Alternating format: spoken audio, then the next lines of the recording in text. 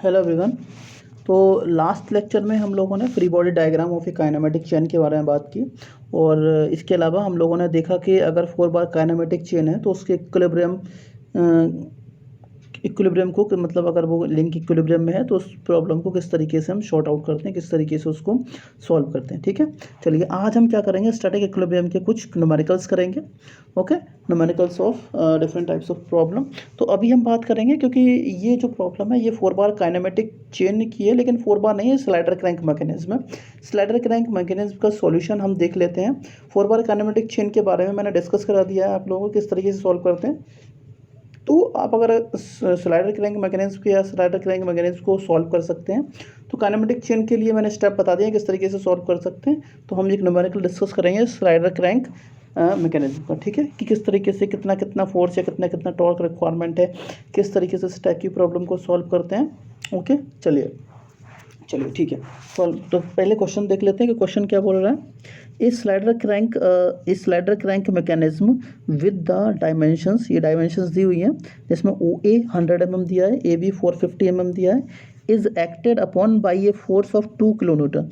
तो उसमें क्या है, एक फोर्स लग रहा है 2 किलोन्यूटन का at B as shown in figure. तो ये बी पॉइंट दिख रहा है आपको, इस बी पॉइंट पर 2 किलोन्यूटन का एक क्या लग रहा है, फोर्स लग रहा है। Determine the input torque T on the link OA। तो हमें ये जो लिंक OA दिख रहा है, सॉरी मैं O मार्क करना भूल गया हूँ यहाँ पर, ये पॉइंट O है 1, जहाँ पर पॉइंट O है, OA जो पॉइंट है, ठीक है। तो determine torque T on the link OA for the static equilibrium of mechanism. तो OA पर जो टॉर्क लग रहा है उस टी टॉर्क की वैल्यू क्या होगी, जिस वजह से ये पूरी मैकेनिज्म जो है, ये पूरी मैकेनिज्म जो कि इस कॉन्फ़िगरेशन में दी गई है, ये स्टैटिक इक्विलिब्रियम में हो जाए। ओके, चलिए देखिए भाई, सबसे पहली प्रॉब्लम तो ये है, क्योंकि ये हम ग्राफिकल मेथड यूज़ कर रहे हैं, we are using graphical method.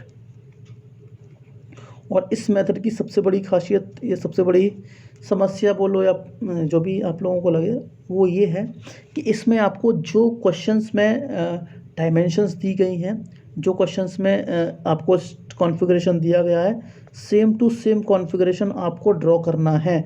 वही एंगल्स, ये सारी चीज़ें वही सेम टू सेम होनी चाहिए। एंगल आप बिल्कुल चेंज नहीं कर सकते। बाकी हाँ, अगर ये लेंथ, ये जो क्रैंक और कनेक्टिंग रॉड आपको दिख रही है, इनकी लेंथ ज़्यादा है तो आप इनको स्केल मान करके रिड्यूस कर सकते हैं, लेकिन कॉन्फ़िगरेशन जैसा दिखने में है उसी रेशियो में आपको उसको छोटा या बड़ा करना है। एंगल 120 तो आप इसको एंगल 120 को कम नहीं कर सकते। This things you have to remember with you. Okay, तो क्या है, सबसे पहले आपको कॉन्फ़िगरेशन डायग्राम, ये डायग्राम आपको जैसा क्वेश्चन में दिया जाता है, अगर आपको एग्जाम में दिया जाता है तो सेम टू सेम डायग्राम आपको बनाना है। स्केल आपको उसमें स्केल यूज़ करना पड़ेगा। आपको इसमें स्केल के साथ साथ आपको क्या, इसमें स्केल के साथ साथ आपको कंपास यूज़ करना पड़ेगा। और ये बाकी चीज़ें जो भी हैं, आप इसको कंपास यूज़ करेंगे, स्केल यूज़ करेंगे। इसके अलावा सेट स्क्वायर की इंपॉर्टेंस है। ओके, सेट स्क्वायर भी आपको इसमें यूज़ करना पड़ेगा, ठीक है। और आर्क खींचने के लिए आपको प्रकार जो आती है उसको यूज़ करना पड़ेगा, ठीक है। तो ये सारी चीज़ें आपको इसमें ज़रूरी है। जिस तरीके से आप लोगों ने जब वेलोसिटी डायग्राम और एक्सेलरेशन डायग्राम ड्रॉ किए थे, जो स्टेप्स वहाँ पर फॉलो किए थे, सेम स्टेप आपको यहाँ पर फॉलो करने हैं। इस लिंक को पूरा का पूरा डिक्टो सेम टू सेम बनाना है, ठीक है। ओके, चलिए अब देखो, क्वेश्चन में ये बोला गया है कि ये लिंक, ये पूरी मैकेनिज्म स्टैटिक इक्विलिब्रियम में है। तो पहली बात तो ये है कि हर एक लिंक जो है इसकी, वो स्टैटिक इक्विलिब्रियम में होगी, ठीक है। तो हम हर एक लिंक के स्टैटिक इक्विलिब्रियम की बात करेंगे और हर एक लिंक की स्टैटिक इक्विलिब्रियम की बात करेंगे। तो जब भी मैं हर लिंक की बात करता हूँ, if I am talking about each link और ईच मेंबर, तो मुझे क्या माइंड में आता है, फ्री बॉडी डायग्राम। तो हर एक लिंक का जो लिंक अंडर कंसिडरेशन है, उस लिंक का फ्री बॉडी डायग्राम मुझे ड्रॉ करना पड़ेगा, ठीक है। ओके, चलिए अब देखो यार, ये प्रॉब्लम हालांकि आप लोगों को फेस आएगी कि इसमें लिखना बहुत पड़ता है, इसमें राइटिंग थोड़ी ज़्यादा होती है। ये क्योंकि इसको हर एक स्टेप को अच्छे तरीके से बताया है, तो थोड़ा सा लेंथ मतलब बड़ा है ये इसका सॉल्यूशन, लेकिन आप इसको थोड़ा सा शॉर्ट में कर सकते हैं, ठीक है। ये डायग्राम्स, लेकिन ये डायग्राम्स में कोई भी कोताही नहीं बरतनी है आप लोगों को। ये डायग्राम्स डिक्टो इस तरीके से आपको बनाने ही पड़ेंगे। स्केल का और स्केल का आपको यूज़ करना पड़ेगा अच्छी तरीके से, सेट स्क्वायर का यूज़ करना पड़ेगा, कंपास यूज़ करना पड़ेगा। ये सारी चीज़ें आप लोगों को यूज़ करनी ही कर दी हैं, ठीक है।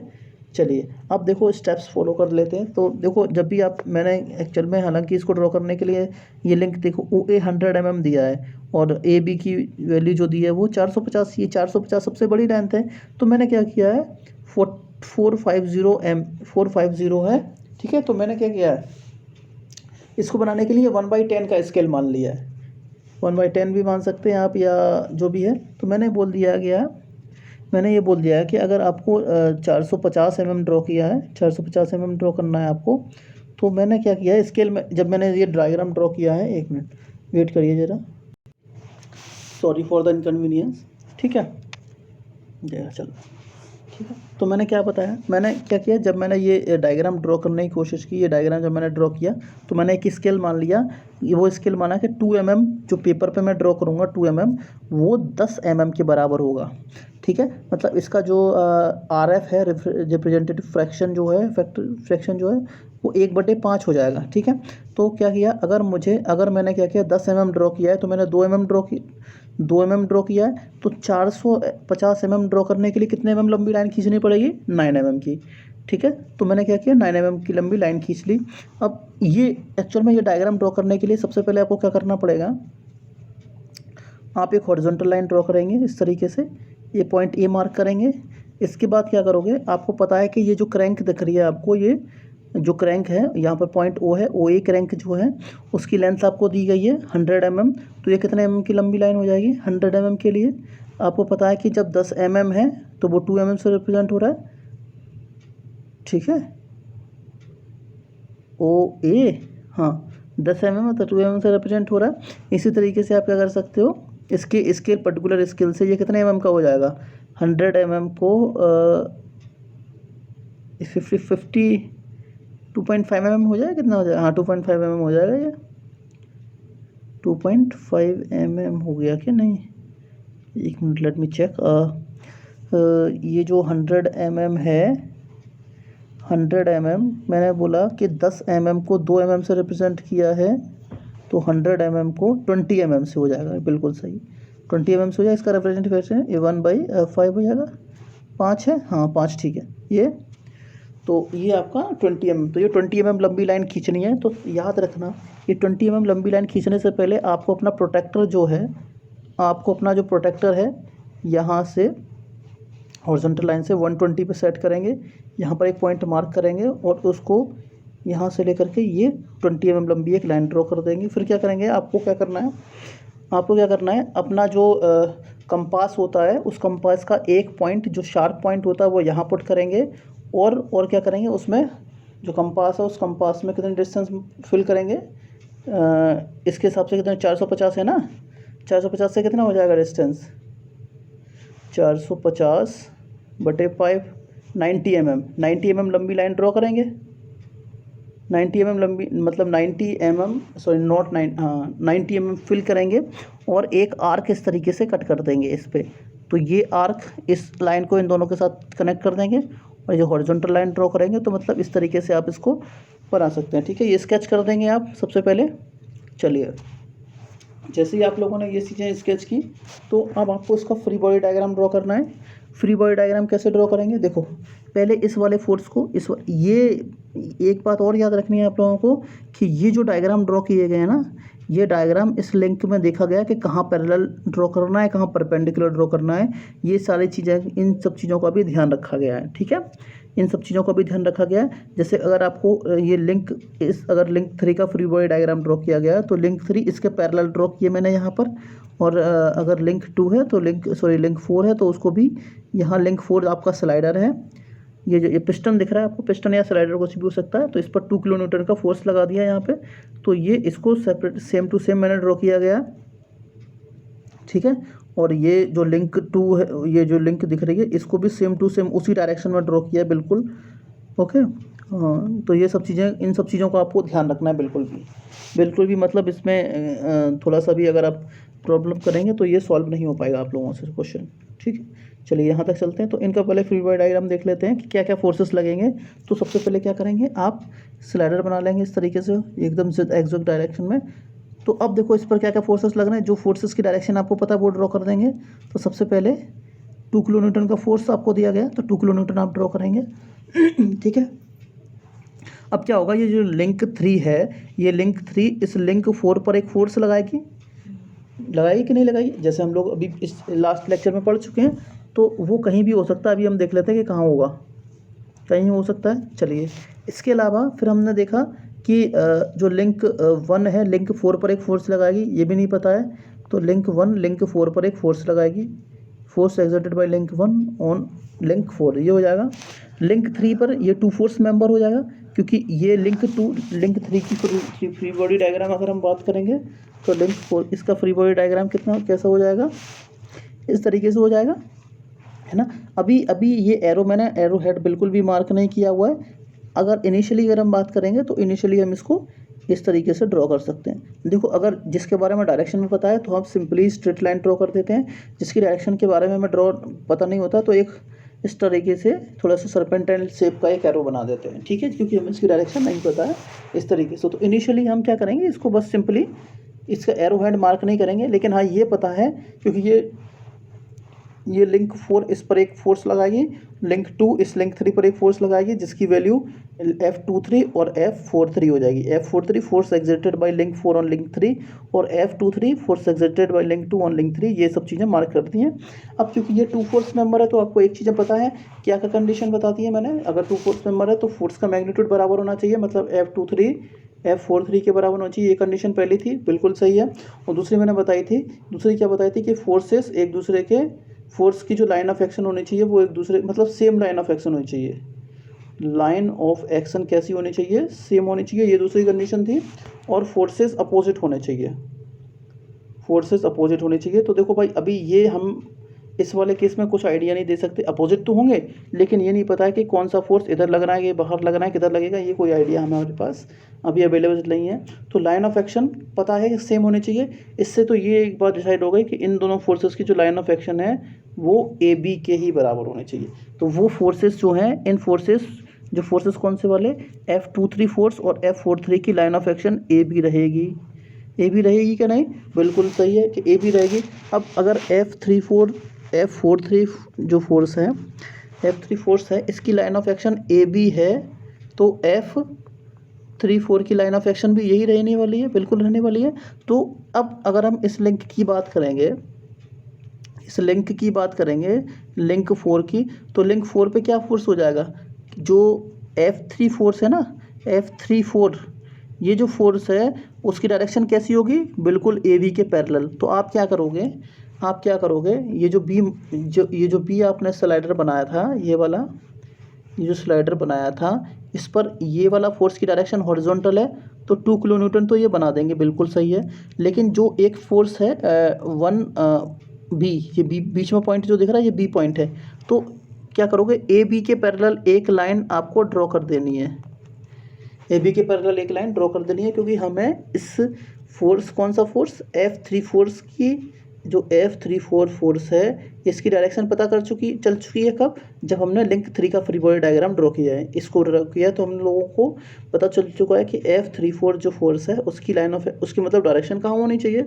ओके, अच्छा, अब 4-1 भी, अब मैंने आपको बताया है कि ये अगर कोई मेंबर तीन फोर्सेस की वजह से, अगर कोई मेंबर तीन फोर्सेस की वजह से इक्विलिब्रियम में है, तो उनकी लाइन ऑफ एक्शन कहाँ से पास होती है, एक कॉमन पॉइंट से पास होनी चाहिए। तो देखो भाई, ये जो लिंक 3 थी वो लिंक पॉइंट बी पर ही तो लिंक 3 से कनेक्टेड है। ये जो बीच में पॉइंट है, देखो ये पॉइंट बी है।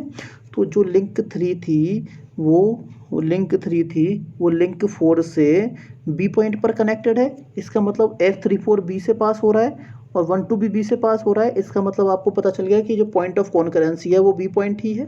अच्छा, अब तीसरा फोर्स जो कि F14 है वो भी इसी पॉइंट से पास होना चाहिए। तो हम एक लाइन ड्रॉ कर देंगे इस तरीके से, इस तरीके से पास कर देंगे। ठीक है, ठीक है कि नहीं? हाँ ठीक है, तो हम एक लाइन पास कर देंगे जो इसके जस्ट परपेंडिकुलर हो जाएगी। ठीक है, वो इसके परपेंडिकुलर हो जाएगी और इस पॉइंट से पास भी हो रही है। इसीलिए हमने क्या किया, हम लोगों ने इसको तीसरा फोर्स जो है उस फोर्स को भी मार्क कर दिया इजीली। तो हम लोगों ने क्या किया, ये तीनों फोर्सेस हैं, इन तीनों फोर्सेस की डायरेक्शन मिल चुकी है हमको। अरे मिल चुकी है कि नहीं मिल चुकी है भाई?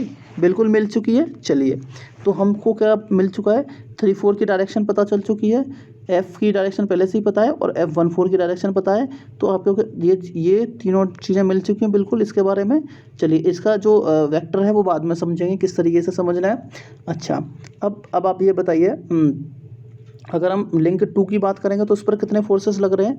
ये जो लिंक 2 हमने लोगों ने ड्रॉ की है, ये लिंक 2, ये एक बात याद रखनी है आपको, लिंक 2 इसी डायरेक्शन में ड्रॉ करनी है बिल्कुल भी। ठीक है, अब हमें पता है कि जो लिंक 2 है इस पर कौन से फोर्स लग रहे होंगे। लिंक 3 लिंक 2 पर कौन सा फोर्स लगा रही है? F32 लगा रही है कि नहीं? F32 लगा रही है, लिंक लगा रही है F32 फोर्स इसकी वैल्यू है F32। हाँ, एक देखो, अभी डायरेक्शन मार्क नहीं कर सकते हम, डायरेक्शन मार्क नहीं कर सकते, बस सेंस मार्क नहीं कर सकते, डायरेक्शन मार्क कर सकते हैं। ये पॉइंट आपका ए है और ये पॉइंट आपका ओ है, ये ओ पॉइंट है, ये पॉइंट है। तो आप क्या करोगे, ये जो लिंक है ना, इसके आप क्या करोगे कि ये जो लिंक आपको दिख रही है, लिंक 3 लिंक 2 पर फोर्स लगाएगी, F32 फोर्स लगाएगी कि नहीं लगाएगी? अब हम पहले ही बता चुके हैं कि F23 की जो डायरेक्शन होनी चाहिए वो ए बी के पैरेलल होनी चाहिए, होगी कि नहीं? तो हम क्या करेंगे, इस पॉइंट पर जो फोर्स होगा F32 उसकी line of action A B के जस्ट पैरेलल एक लाइन ड्रॉ करनी पड़ेगी, जैसे मैंने ये ड्रॉ की है। एरो हेड अभी मार्क नहीं करेंगे, बस एक लाइन पैरेलल ड्रॉ कर दी। अब आपको पता है कि इस लिंक पर एक टॉर्क लगा है कि नहीं? एक टॉर्क टी लगा है, इस टी टॉर्क की वैल्यू पूछी गई है, ये पूछा गया हमसे कि कितना लगना चाहिए इसको बैलेंस में लाने के लिए।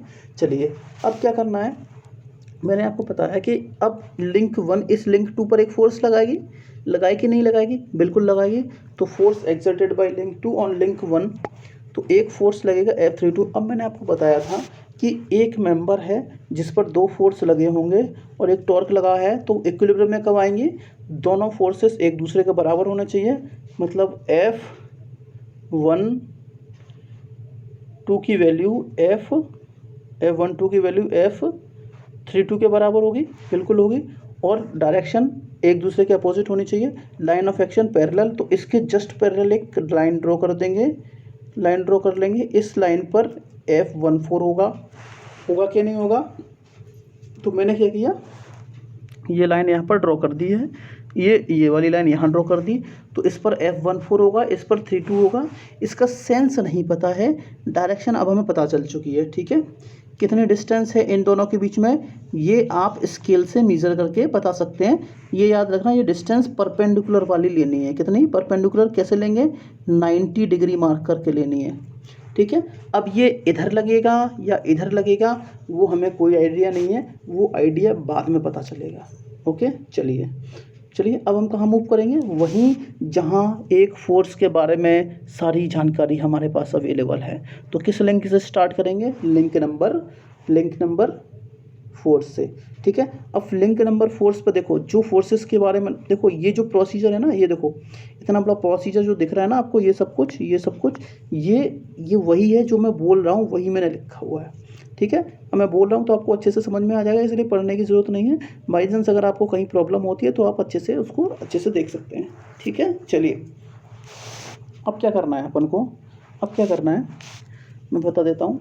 देखिए, हमें इस फोर्स के बारे में, जो फोर्स F दिया गया है 2 किलो न्यूटन के बारे में पूरी जानकारी है कि नहीं? पूरी जानकारी है, बिल्कुल जानकारी है।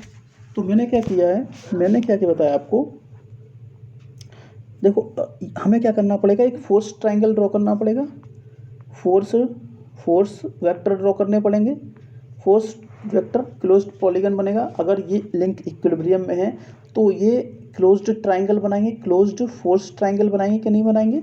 ठीक है, और ये फोर्स ट्रायंगल बनाने से पहले सबसे पहले क्या करते हैं, उस फोर्स को लेते हैं जिसके बारे में पूरी नॉलेज होती है हमें। तो 2 किलो न्यूटन के बारे में पूरी नॉलेज है, तो क्या करेंगे, एक स्केल देखो, इस फोर्स को ड्रॉ करने के लिए, फोर्स ट्रायंगल को ड्रॉ करने के लिए हमें सबसे पहले इसका एक स्केल मानना पड़ेगा फोर्स के लिए। वो मैं बता देता हूँ मैंने क्या माना हुआ है। वो मैंने माना हुआ है ये वाला स्केल माना हुआ है। मैंने मान लिया कि 20 mm पेपर पर अगर मैं ड्रॉ करूँगा तो वो 1 किलो न्यूटन के बराबर होगा। मतलब मैंने अगर 2 सेंटीमीटर लंबी लाइन खींची है तो एक किलो न्यूटन को रिप्रेजेंट करेगी। तो अगर मैं 4 सेंटीमीटर लंबी लाइन खींचूंगा तो वो कितना रिप्रेजेंट करेगी भाई, 2 किलो न्यूटन करेगी कि नहीं करेगी, करेगी ना। हाँ, तो मैंने क्या किया, 2 किलो न्यूटन को रिप्रेजेंट करने के लिए 4 सेंटीमीटर लंबी लाइन खींचनी है। अब देखो फोर्स की डायरेक्शन पता है ना, तो मैंने क्या किया, ये वाली लाइन 2 किलो न्यूटन की एक 4 सेंटीमीटर लंबी लाइन याद रखना है प्लीज़ रिमेंबर, ये लाइन हॉरिजॉन्टल होनी चाहिए। फोर्स हॉरिजॉन्टली लगा है तो हॉरिजॉन्टली लाइन आपको एक ड्रॉ कर देनी है, बिल्कुल हॉरिजॉन्टली। मतलब इस force F 2 kilo Newton force जो है इसकी डायरेक्शन में एक पैरेलल लाइन ड्रॉ कर देनी है। कितनी सेंटीमीटर लंबी, 4 सेंटीमीटर लंबी लाइन ड्रॉ कर दी। ये वाली, ये 4 सेंटीमीटर लंबी लाइन ड्रॉ करेंगे या 440 mm लंबी लाइन ड्रॉ कर देंगे। तो ये कौन सा फोर्स हो गया, 2 किलो न्यूटन का। ये 2 किलो न्यूटन को रिप्रेजेंट करेगा। अब क्या करते थे, मैंने क्या आपको बताया था सॉल्व करने के लिए 3 फोर्स मेंबर्स के, इसके दोनों एंड जो मिल गए हैं आपको, इसके जो 2 एंड, एक तो ये वाला एंड मिला है और एक ये वाला एंड मिला है, 2 एंड मिले हैं। इन दोनों एंड से F14 फोर्स और F34 फोर्स जो है, इन दोनों एंड से, इसके दोनों एंड से F34 और F14 फोर्स के पैरेलल लाइन ड्रॉ कर देंगे। समझ में आ गया। याद रखना है इसके पैरेलल लाइन ड्रॉ करने के लिए सेट स्क्वायर का यूज़ करना है। You have to use set square का यूज़ करेंगे, इसके पैरेलली लाइन ड्रॉ करेंगे। तो इसके इस वाले एंड से एक लाइन आप इस तरीके से ड्रॉ कर देंगे, इस तरीके से ड्रॉ कर देंगे। ये 3-4 के पैरेलल है कि नहीं, बिल्कुल है। और दूसरा वाला एंड, इस वाले एंड से ये जो लाइन F14 है जो कि परपेंडिकुलर है इसके, उसके परपेंडिकुलर एक लाइन ड्रॉ कर देंगे, ये वाली, जहाँ पर दोनों लाइन इंटरसेक्ट करेंगी तो ये क्लोज्ड ट्रायंगल आपको बन जाएगा। अब क्या ऑर्डर लेना है, मैंने बोला अगर ये यहाँ से यहाँ गया तो अगला एरो यहाँ से यहाँ आ जाएगा और अगला एरो हेड यहाँ से आ जाएगा। तो नेक्स्ट स्टेप क्या है, एरो हेड मार्क करना। अब क्या करोगे, अब क्या करोगे, ये वाला फोर्स इस डायरेक्शन में कौन सा फोर्स लग रहा है, F14 की डायरेक्शन आपको मिल जाएगी। इस डायरेक्शन में F34 मिल गया। तो F34 कहाँ लग रहा है, नीचे। तो देखो अगर F34 नीचे लग रहा है, इस तरीके से F34 नीचे लग रहा है, तो देखो फिर मैंने F34 की डायरेक्शन यहाँ मार्क की। F34 नीचे लग रहा है, F14 नीचे लग रहा है, यहाँ लग रहा है। तभी देखो ये जो लाइन दिख रही है ना आपको 3-4, इसका एरो हेड तब तक मार्क नहीं किया मैंने जब तक कि मुझे इस डायग्राम से इसके एरो हेड के बारे में, इसके सेंस के बारे में पूरी जानकारी नहीं मिली। मैंने तभी इसको ड्रॉ किया है। ओके, तो अब मैंने क्या किया, ये जो फोर्सेस हैं वो ऑर्डर में रिप्रेजेंट कर दिए। पहले यहाँ से यहाँ, फिर ऐसे जाएगा और फिर ऊपर से नीचे आएगा। नीचे से ऊपर नहीं जाना है, नीचे से ऊपर नहीं जाना है, ये गलत है, ये वाला सही है, ऊपर से नीचे, क्योंकि ये क्लोज्ड पॉलीगन तभी बनाएंगे टेकन इन ऑर्डर में लेना पड़ेगा इसको। चलिए अब क्या करना है, हमें 1/4 की वैल्यू निकालनी है कि भाई ये F14 मैग्नीट्यूड है कितना, F14 फोर्सेस की वैल्यू कितनी है और F34 की वैल्यू कितनी है। कुछ नहीं करना, आपको ये लेंथ मेजर कर लेनी है, ये वाली, ये कितनी लेंथ आई है, इसमें स्केल से मल्टीप्लाई कर देंगे तो आपको F14 फोर्स की वैल्यू मिल जाएगी। और यहाँ से यहाँ तक की वैल्यू स्केल से मेजर करोगे, उसमें स्केल से मल्टीप्लाई कर दोगे। यहाँ से वैल्यू मेजर कर लोगे कि कितने mm आ रहा है, उसको स्केल से मल्टीप्लाई करेंगे, आपका आंसर आ जाएगा। मैं बता देता हूँ कि कितना आंसर आया था। मैंने अगर ये एज्यूम किया था, देखो ये आंसर सभी के डिफरेंट आ सकते हैं, इसमें कोई डाउट नहीं है। हाँ, तो देखो F14 जब मैंने स्केल से मेजर किया है ना, तो 8 mm आया है स्केल पे, 8 mm ये स्केल पर आया है। और मैंने क्या किया है, 20 mm कितना है, 1 किलो न्यूटन। तो 8 mm किसके बराबर हो गया, 8/20, 8 से डिवाइड कर देंगे तो 1 mm का आ जाएगा। 8 से मल्टीप्लाई करेंगे तो 8 mm का 8/20 गुणा 1 किलो न्यूटन, तो वैल्यू कितना है, 0.4 किलो न्यूटन आ जाएगी। तो मैंने जब स्केल से मेजर किया तो वो स्केल की वैल्यू 8.8 mm आ गई। F14 की वैल्यू, उसमें स्केल क्या था, ये वाला स्केल, इसको मल्टीप्लाई कर देंगे। कैसे? इसको 1/20 से मल्टीप्लाई करेंगे, 1/20 हो जाएगा, 1/20 हाल है, ये 1/20 हो जाएगा। 1/20 से मल्टीप्लाई करेंगे 8/20 क्योंकि 8 mm है ना, तो 8/20 से मल्टीप्लाई कर देंगे, आपको 4 mm आ गया। और जब मैंने 3/4 की लेंथ मेज़र की, ये जो 3/4 है, जब इसको मैं मेज़र किया तो 8 mm आया, और इस वाली लेंथ को मेज़र किया, इस वाली लेंथ को मैंने जब मेज़र किया तो इसकी वैल्यू आई थी 40.6। ये आपकी थोड़ी बहुत आगे पीछे हो सकती है, कोई दिक्कत नहीं है, क्योंकि ग्राफिकल मेथड में सभी के आंसर डिफरेंट आएंगे। 40.6 mm। और मैंने आपको बताया कि 20 mm किसके बराबर है?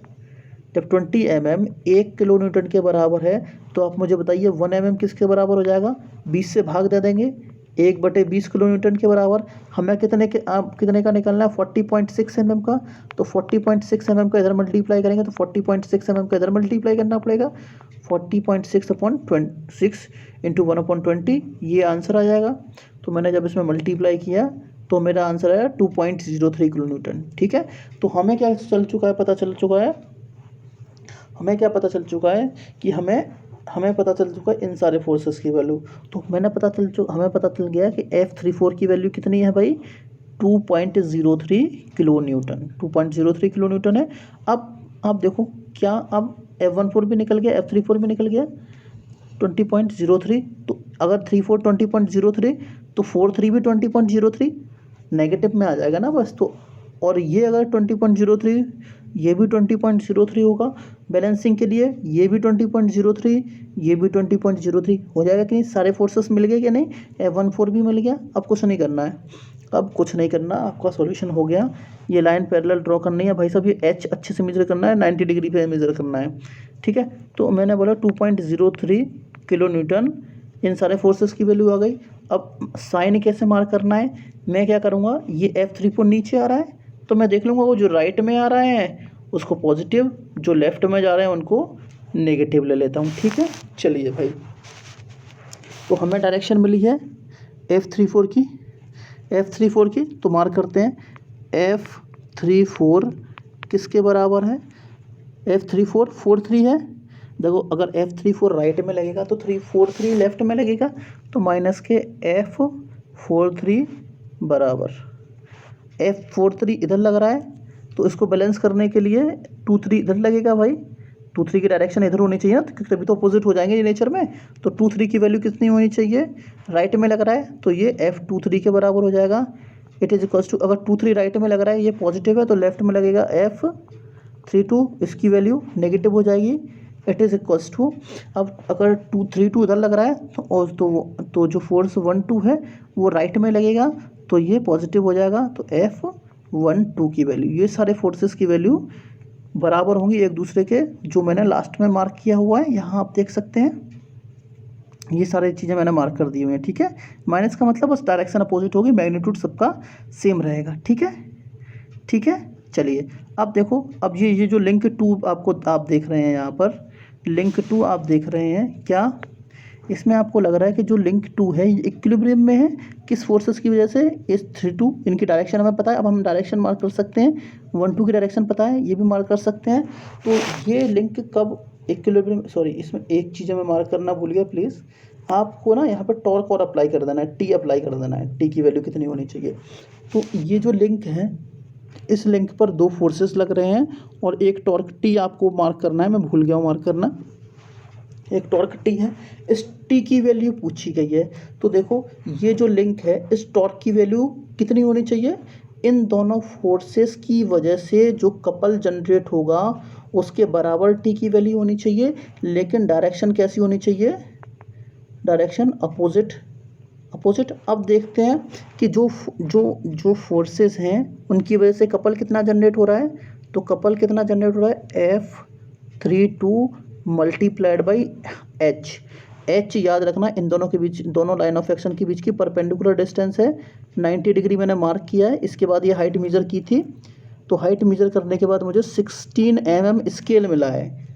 16 mm क्या मिला है? स्केल मिला है, याद रखना, स्केल मैंने लिखा है। आप ऐसा नहीं करना कि जो डिस्टेंस आपको मिली है वही मार्क कर दोगे, बिल्कुल नहीं, क्योंकि ये जो डायग्राम आपने ड्रॉ किया है, ये 2 mm जो भी ड्रॉ किया ये स्केल मान के किया है, क्योंकि ये 100 mm थी। 100 mm को आपने कितने से रिप्रेजेंट किया है, 2 mm से, 20 mm से रिप्रेजेंट किया है, ये याद रखना।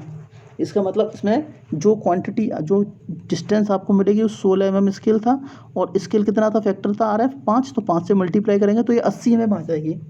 ये वाली डिस्टेंस 80 mm आ जाएगी। तो आपको क्या करना है, F32 की वैल्यू में 80 mm से मल्टीप्लाई कर देना है, उतना आंसर आपको मिल जाएगा। ये फोर्स तो देखो, ये अगर आप देखोगे कि ये F32 और F12 है, ये एंटी क्लॉकवाइज कपल बना रहे हैं। जो टॉर्क हमें अप्लाई करना है वो क्लॉकवाइज अप्लाई करना है। कितने मैग्नीट्यूड का अप्लाई करना है वो यहाँ बता दिया है। Couple produce by this forces is equal and opposite to the torque applied, इसलिए तब ये इक्विलिब्रियम में हो गए। तो कपल बनेगा F12 इंटू H की वैल्यू 80 mm है मेजर करने के बाद, 162.4 किलो न्यूटन mm। ठीक है, किलो यहाँ पर मैंने लिखी है वैल्यू, ये 162.4 किलो न्यूटन mm। ठीक है, ये किलो है, ये mm है, हट जाएंगे तो किलो न्यूटन mm है वो मीटर में बदल जाएगा और वो किलो हट जाएगा, तो 162.4 न्यूटन मीटर। ये कपल एंटी क्लॉकवाइज में लग रहा है, इसीलिए हमें जो टॉर्क अप्लाई करना चाहिए इसको बैलेंस करने के लिए वो क्लॉकवाइज टॉर्क अप्लाई करना चाहिए। कितने मैग्नीट्यूड का, 162.4 न्यूटन मीटर का टॉर्क हमें क्लॉकवाइज अप्लाई करना चाहिए, तभी ये लिंक क्या करेगी, ये जो मैकेनिज्म है वो कैसी आ जाएगी, इक्विलिब्रियम में आ जाएगी। That mechanism will be in equilibrium. ठीक है, वो अंडर इक्विलिब्रियम हो जाएगी, तो आप इसको इजीली सॉल्व कर सकते हैं। अब देखो मैंने एक लाइन आपको लिख दी है। देखो आप लोग, हो सकता है जब सारे स्टूडेंट्स आपस में अपने आंसर मैच करते हैं तो किसी का आंसर कुछ आएगा, किसी का आंसर कुछ आएगा। ठीक है, तो थोड़ा बहुत प्लस माइनस हम इसमें देख लेते हैं, लेकिन आंसर इसके आसपास ही आना चाहिए आप लोगों का। आप लोगों ने अगर अच्छे से अगर इसको मार्क किया है, अच्छे से अगर ज्योमेट्री अच्छे से अगर आप लोगों ने इसको ड्रॉ किया है तो इसीलिए आप इसको अच्छे से ड्रॉ कर सकते हैं। ठीक है, तो ग्राफिकल मेथड में मैंने लिख दिया the answer of each student may differ, however analytical method can also be used to solve the above problem. ठीक है, अब एनालिटिकल मेथड हम बाद में देखेंगे, जब डायनामिक्स पोर्शन को स्टडी करेंगे तो हम एनालिटिकल मेथड में, क्योंकि इसमें थोड़ा सा इनिशियली हमें इक्वेशंस ड्राइव करनी होती हैं, वो सारी चीज़ें हमें डिस्कस करनी है। चलिए ओके, अब अगला हम क्वेश्चन डिस्कस करते हैं, एक ये वाला क्वेश्चन नंबर 2 वो डिस्कस करें, उसके लिए थोड़ा सा please wait for some time. चलिए नेक्स्ट क्वेश्चन देखते हैं, क्वेश्चन नंबर 2। इसमें दिया गया the figure shows a quaternary link ABCD under the action of 4 forces F1, F2, F3 and F4 acting at A, B, C and D respectively. The link is in static equilibrium. Determine the magnitude of forces F2 and F3 and the direction of force F3. Okay, चलिए देखिए ये question आपको दिया गया है, ये link आपके पास दी गई है ABCD, ये लिंक आपको दी गई है। ठीक है, अच्छा ये बाकी चीज़ें आप जो अंदर देख रहे हो ना, ये डॉटेड लाइन, ओ डैश, ये सारी चीज़ें ये मैंने सॉल्व करने के बाद बनाया है।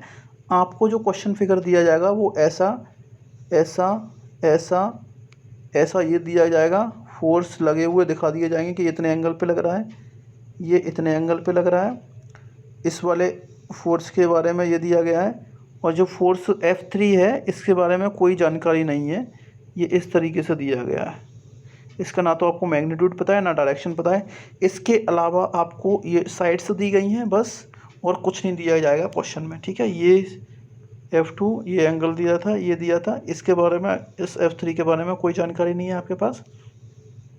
ठीक है, तो ये आपका क्वेश्चन है, क्वेश्चन आपका ये है। तो मैंने इसको सॉल्व करने के बाद ये काफ़ी चीज़ें इसमें की गई हैं, बता दूंगा कि किस तरीके से ये ड्रॉ किया गया है। ठीक है, तो आपसे पूछा गया कि अगर ये मेंबर 4 फोर्सेस की वजह से ABCD जो एक लिंक है, 4 फोर्सेस की वजह से स्टैटिक सॉरी एक मिनट, हाँ, तो ये लिंक जो 4 फोर्सेस की वजह से स्टैटिक इक्विलिब्रियम में है, तो आपको पता करना है कि जो फोर्स दिख रहा है F2, ये जो फोर्स दिख रहा है इसका मैग्नीट्यूड कितना होना चाहिए, F3 का मैग्नीट्यूड कितना होना चाहिए, और इसकी डायरेक्शन कितनी होनी चाहिए, वो सारी चीज़ें आपसे पूछी गई हैं। ठीक है, चलिए अब देखिए ये जो मेंबर आपको दिख रहा है, ये मेंबर कैसा है, 4 फोर्स मेंबर है, और मैंने आपको बताया कि 4 फोर्स मेंबर की प्रॉब्लम को किस तरीके से सॉल्व करते हैं, बताया था कि नहीं। तो देखो इसको सॉल्व करने के लिए देखो पहली बात आपको सबसे पहले आपको याद रखना है, सबसे पहला जो स्टेप आपको याद रखना है वो ये है कि जो साइड्स जो एंगल्स वगैरह इसमें दिए गए हैं फोर्सेस के, ठीक है, ये डायमेंशंस जो साइड दी गई हैं सेम फिगर आपको बनाना है, सेम फिगर आपको बनाना है। आपको स्केल का यूज़ करना है, आपको प्रोट्रैक्टर का यूज़ करना है, आपको कंपास का यूज़ करना है, सेट स्क्वायर का यूज़ करना है, उन सब का यूज़ करके ये फिगर बनाना है। जो क्वेश्चन में दिया गया उन्हीं डायमेंशंस का फिगर एग्जैक्टली आपको ड्रॉ करना है। अगर आप नहीं करेंगे ड्रॉ तो आपका क्वेश्चन गलत है, ठीक है। सेम मतलब कॉन्फ़िगरेशन का आपको डायग्राम बनाना है। स्केल आप कम ज़्यादा कर सकते हैं, रिड्यूस कर सकते हैं, ठीक है। वैसे हालांकि 30 mm है, ये 25 mm है, और ये भी 25 mm है, ये 20 mm है, तो ये तो ईजिली पेपर में अच्छे से ड्रॉ हो जाएगा। तो 20 mm की तरह से रिप्रेजेंट कर सकते हैं। तो 1:1 का स्केल आप इसमें यूज़ कर सकते हैं। मतलब 1 mm अगर पेपर पे है तो 1 mm, मतलब अगर क्वेश्चन में है तो 1 mm ही आप पेपर में ड्रॉ कर रहे हैं तो 1:1 स्केल आप यूज़ कर सकते हैं, ठीक है। इंजीनियरिंग ड्राइंग आप लोगों ने पढ़ा होगा, उसमें स्केल के बारे में बताया होगा अच्छे से, RF क्या होता है, ये सब चीज़ें आप लोगों को बताई गई होंगी, ठीक है। चलिए ओके, तो अब हम देखते हैं कि कहाँ किस तरीके से इसको सॉल्व करेंगे। देखिए मैंने आपको बताया था इस इनिशियली, अगर कोई फोर्स मेंबर है तो जिन फोर्सेस के बारे में पूरी जानकारी है, सबसे पहले उन फोर्सेस को कंबाइंड करके उनका रिजल्टेंट बनाना होता है, ठीक है। क्या करना होता है, जिन फोर्सेस के बारे में पूरी जानकारी मतलब पूरी नॉलेज है, मतलब या पूरी तरीके से नोन है, दो आर कम्प्लीटली नोन, मतलब उनकी डायरेक्शन आपको पता है,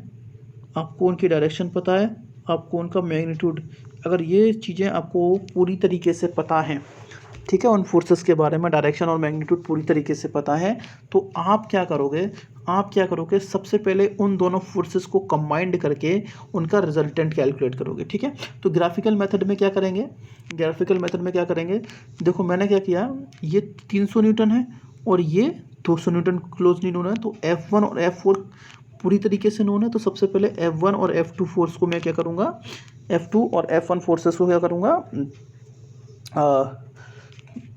कंसीडर करूँगा, ठीक है। अच्छा एक बात और है, क्योंकि ये दोनों फोर्सेस कहाँ पर एक्ट कर रहे हैं, तो देखो F1 फोर्सेस है, इसकी लाइन ऑफ एक्शन आप आगे एक्सटेंड करोगे, F4 फोर्स है, इसकी लाइन ऑफ एक्शन आगे एक्सटेंड करोगे। ये दोनों पॉइंट जहाँ इंटरसेक्ट करेंगे वो इन दोनों फोर्सेस का पॉइंट ऑफ कॉन्करेंसी हो जाएगा, इन फोर्सेस का हो जाएगा, दोनों फोर्सेस का, ठीक है। तो ये इंपॉर्टेंट है क्योंकि इनका रिजल्टेंट भी इसी पॉइंट से पास होगा, इन दोनों फोर्सेस का रिजल्टेंट भी इसी पॉइंट से पास होगा, जिस पॉइंट को मैंने ओ लिख दिया गया। याद रखना इनका रिजल्टेंट उसी पॉइंट से पास होगा जिस पॉइंट से इन दोनों फोर्सेस की लाइन ऑफ एक्शन पास हो रही है, वहाँ से पास होगा, ठीक है, जो पॉइंट यहाँ पर ओ है। तो मैंने क्या किया, मैंने आपको बताया कि सबसे पहले क्या करोगे, आप इन दोनों फोर्सेस का रिजल्टेंट कैलकुलेट करोगे। ग्राफिकल मेथड यूज़ करें तो ग्राफिकल मेथड से यूज़ करना है। मैंने क्या करा, फोर्स के लिए एक स्केल यूज़ कर लिया, मैंने मान लिया है जो स्केल मैंने इसमें यूज़ किया गया वो मैं बता देता हूँ आपको, हाँ वो मैंने बता दिया है आपको, ये है कि 1 mm पेपर पे अगर मैंने ड्रॉ किया गया है तो वो 10 न्यूटन फोर्स को बताएगा, ठीक है। कितने को बताएगा, 10 न्यूटन फोर्स को। क्या यूज़ किया मैंने आपको बता दिया है कि 1 mm on paper it is equals to what, 10 newton, ठीक है। तो अब अगर फोर्स 200 न्यूटन का है तो कितनी लंबी लाइन खींचनी पड़ेगी, बताइए, 20 mm, बिल्कुल सही, 20 mm लंबी लाइन खींचेंगे। और अगर आपके पास 300 न्यूटन खींचना है तो 30 mm लंबी लाइन खींचनी है, ठीक है। चलिए तो आपको क्या करना है, सबसे पहले अब देखो दो फोर्सेस को ऐड करना है, वेक्टोरियल ऐड करेंगे। तो हम क्या करेंगे, F1 जो फोर्स है इसके पैरेलल एक लाइन ड्रॉ करेंगे, कितनी लंबी लाइन, 20, क्योंकि अगर 200 mm फोर्स को रिप्रेजेंट करना है मैग्नीट्यूड में तो 20 mm लंबी लाइन खींचनी पड़ेगी ना, अभी मैंने बताया स्केल के थ्रू। तो हम क्या करेंगे, सबसे पहले इस लाइन के F1 जहाँ दिया है, F1 के पैरेलल एक लाइन ड्रॉ किया, ये सेट स्क्वायर से आप ड्रॉ कर सकते हैं।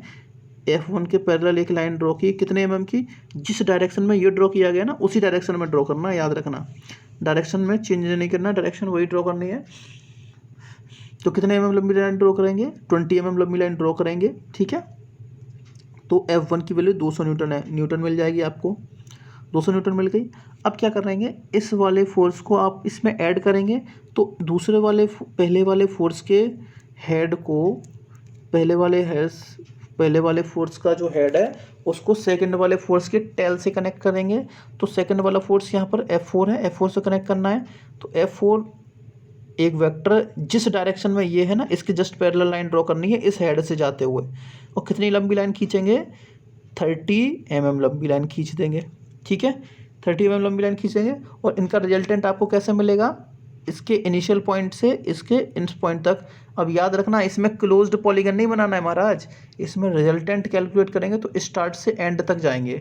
ठीक है, स्टार्ट से एंड तक जाएंगे, इसकी लेंथ आप मेजर करेंगे और उसमें स्केल से क्या कर देंगे, मल्टीप्लाई कर देंगे। ठीक है, इसकी देखो डायरेक्शन हमें F3 की नहीं पता है, इसीलिए मैंने बोला एंगल नॉट, हमें एंगल पता नहीं है, इसीलिए मैं यहाँ पर जो F3 है ना वो F3 ऐसे किया हुआ है, सरपेंटाइल किया हुआ, थोड़ा सा शार्प की शेप में बना दिया गया है। ठीक है, जिसकी डायरेक्शन नहीं है उसको हमने ऐसे ही दिखा देते हैं, ऐसे करके दिखा देते हैं।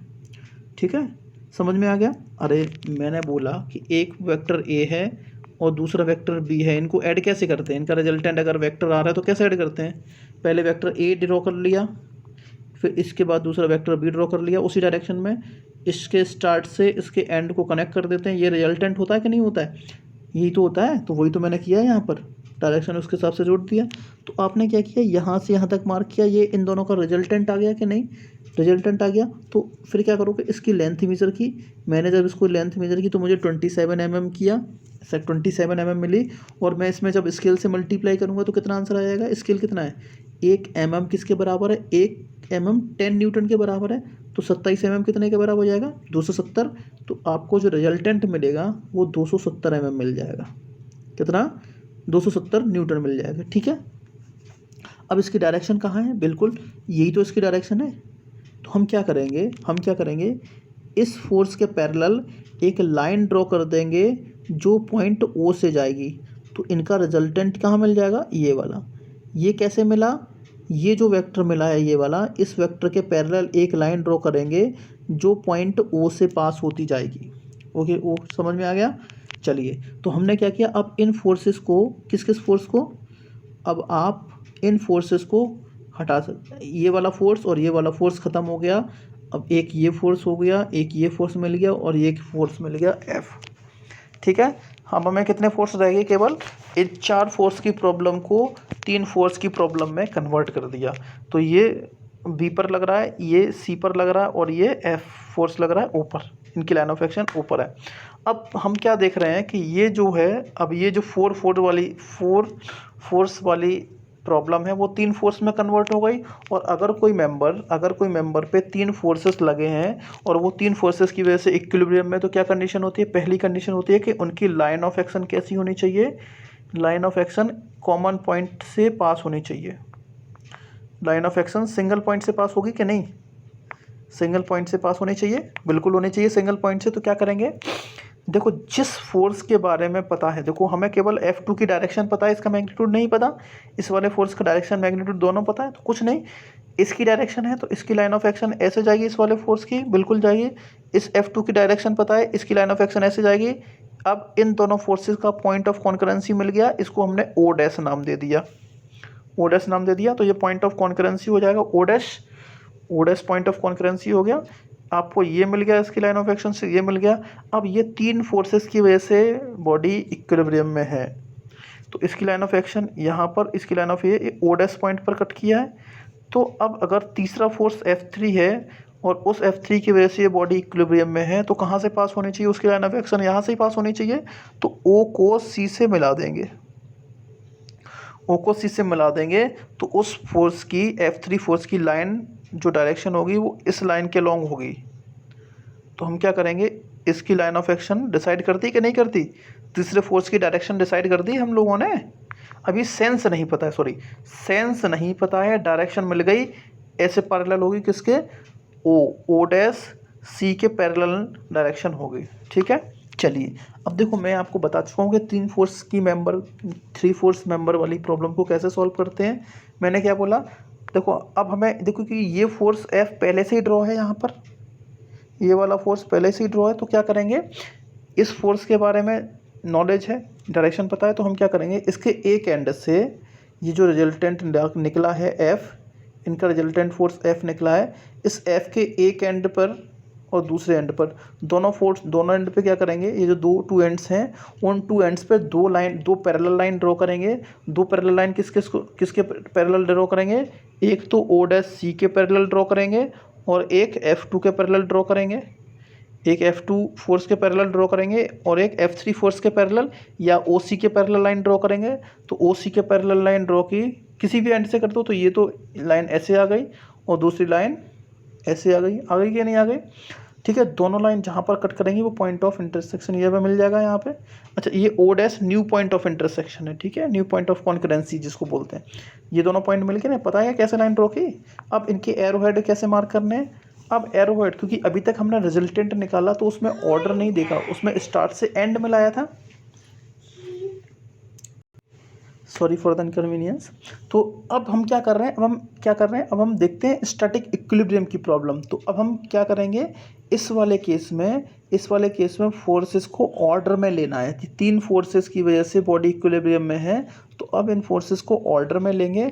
तो देखो, आपको पता है कि F रिजल्टेंट ऐसे जा रहा है, तो F3 की डायरेक्शन क्या है, इधर कौन सा फोर्स जा रहा है, F3, तो F3 की डायरेक्शन ऐसे जानी चाहिए और F2 इधर आ रहा है तो F3 की डायरेक्शन ऐसे जानी चाहिए। समझ में आ गया, आया ना, समझ में आ गया। चलिए, तो क्या किया, ये F अगर ऐसे जाना है, इसके बाद अगला ऐसे जाना चाहिए, तीसरा ऑर्डर में ऐसे जाना चाहिए। यहाँ रिजल्टेंट नहीं निकालना है, रिजल्टेंट पहले निकाला तो स्टार्ट से एंड तक गए थे, लेकिन इसमें हम रिजल्टेंट नहीं कर रहे हैं, इसमें हम क्या कर रहे हैं, इक्विलिब्रियम देख रहे हैं, इसलिए क्लोज्ड पॉलीगन बनाएंगे, ठीक है। ऑर्डर में इनको लिखेंगे, ठीक है। तो ये एंटी क्लॉकवाइज ड्रॉ हुआ है, इस तरीके से एंटी क्लॉकवाइज ड्रॉ हुआ है ना, बिल्कुल हुआ है। चलिए, अब क्या करना है आपको, सुनिए, अब क्या करना है, ये यहाँ से ये जो F3 है, F3 दिख रहा है, इस F3 की लेंथ मेजर कर लेंगे, यहाँ से यहाँ तक की कितनी लेंथ आ रही है, और इसकी लेंथ यहाँ से यहाँ तक मेजर करेंगे, उसमें स्केल से मल्टीप्लाई करेंगे तो इनका मैग्नीट्यूड आपको मिल जाएगा, ठीक है। तो F3 जब मैंने इसको मेज़र किया तो इसकी लेंथ आ गई 29 mm आई, और 29 mm में जब उसके स्केल से मल्टीप्लाई करेंगे 10 से तो उसका आंसर 290 mm आ जाएगा। और इस वाले की F2 की लेंथ मेज़र की तो 37.5 mm आया, 37.5 mm आया, जिसमें स्केल 10 से मल्टीप्लाई किया, ठीक है। तो आंसर आएगा 27.5 न्यूटन, इसका आंसर आ जाएगा। तो आपको F2 की वैल्यू मिल गई, आपको F3 की वैल्यू मिल गई, ये क्वेश्चन पूछा था। अच्छा, एक पूछा था कि F3 की डायरेक्शन कितनी है, तो आपको ये पता चल चुका है कि C' और O इसकी क्या है, लाइन ऑफ एक्शन C'O है ना। तो मैंने मान लिया कि ये अल्फा एंगल बना रहा है BC के साथ, इसको आप क्या करोगे, प्रोटेक्टर से मेज़र कर लोगे, प्रोटेक्टर से मेज़र करोगे, मेज़र करने के बाद देख लेना ये कितना एंगल मेज़र हो रहा है। तो मैंने जब इसको प्रोटेक्टर से मेज़र किया तो मुझे ये एंगल 16 डिग्री मेज़र किया गया, तो ये 16 डिग्री इसका आंसर है। जो मैंने बोला है ना वो सारे स्टेप, इसमें एक एक स्टेप लिखा हुआ है, एक एक स्टेप लिखा हुआ है, आप पढ़ भी सकते हैं, और अगर पढ़ें ना तो जो मैंने बोला है उसको अपने माइंड में रखना है, ठीक है। वो सारी चीज़ें जो मैंने बोली हैं वही आपको काम में आ जाएगा, ठीक है। आपने अगर ध्यान से सुना है, अगर आपने ध्यान से सुना है तो आप इस टाइप की प्रॉब्लम को अच्छे से सॉल्व कर सकते हैं। पढ़ के देख लेना, जहाँ प्रॉब्लम आए आप पूछ सकते हैं, ठीक है, कमेंट सेक्शन में। इसकी PDF के लिए आप मुझे मैं आपको अपनी ईमेल आईडी प्रोवाइड करा दूंगा, या आप लोग कमेंट सेक्शन में कमेंट करके मांग सकते हैं PDF, I will provide you the PDF, okay, ठीक है। अपनी डिटेल्स वगैरह आप मुझे भेज देंगे तो मैं इसकी PDF भी आप लोगों को प्रोवाइड कर दूँगा, ओके। चलिए, गुड नाइट। और बाकी नेक्स्ट लेक्चर में, अब देखो ये स्टैटिक इक्विलिब्रियम का प्रॉब्लम है वो यहाँ तक फिनिश हो चुकी है। अब हम नेक्स्ट लेक्चर से डायनामिक्स, स्टैटिक इक्विलिब्रियम की के बाद डायनामिक इक्विलिब्रियम के बारे में बात करेंगे। डायनामिक इक्विलिब्रियम क्या होता है, और इसमें हम कुछ इनर्शिया फोर्सेस और इनर्शिया कपल के बारे में डिस्कशन करेंगे, और डीएलएम्बर्ट्स थ्योरम, डीएलएम्बर्ट्स प्रिंसिपल के बारे में डिस्कशन करेंगे। ये देखेंगे कि डीएलएम्बर्ट प्रिंसिपल और Newton's second law of motion ये एक दूसरे से कैसे डिफरेंट हैं। Newton second law of motion की जो इक्वेशन थी वो एक दूसरे से कैसे डिफरेंट हैं, ठीक है। Newton second law of motion वो डिस्कस करेंगे, और ये न्यूटन्स लॉ डीएलएम्बर्ट्स प्रिंसिपल, इन दोनों में क्या सिमिलरिटी है, क्या डिफरेंस है, वो सारी चीज़ें डिस्कशन करने वाले हैं, ठीक है। चलिए, अगर आपको लेक्चर अच्छा लगा है please like it and subscribe the channel if you haven't subscribe. Press the bell icon, जिससे आप लोगों को नए नए जो भी वीडियोज़ है उसका नोटिफिकेशन मिलता रहेगा। और बाकी अगर लेक्चर अच्छा है तो आप अपने फ्रेंड्स में इसको मतलब शेयर भी कर सकते हैं। Okay, good night everyone.